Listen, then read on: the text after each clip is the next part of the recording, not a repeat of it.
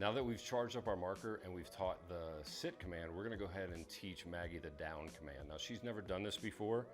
The down command, the way that we teach it is actually gonna be a little bit tricky for her because we're gonna be using this piece of food, and what I'm gonna do is I'm gonna put, and by the way, this is the size of your treat, it's very small.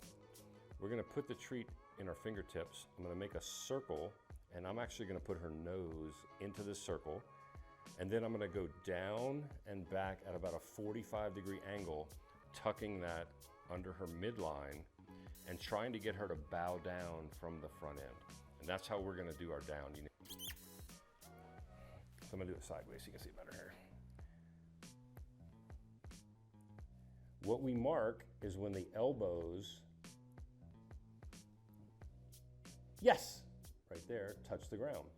I'm not worried about the rear end. That usually stays up for a bit until they figure this out. So all we want is those front elbows on the ground. So you're pushing back.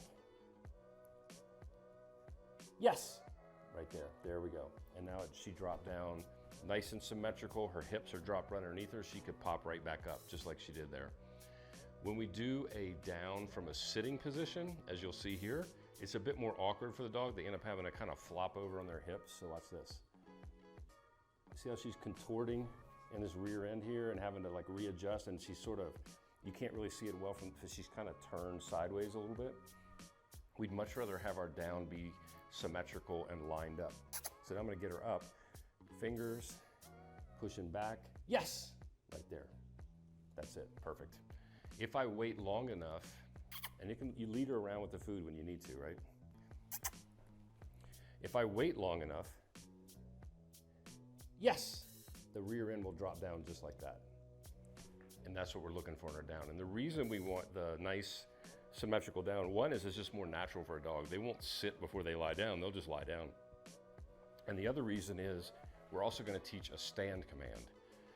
So through our marker training with sit and down, we're then gonna add in stand, and it gives us a third option for a movement that we can put into a repertoire of sit down and stand. And we're gonna show that in our next video.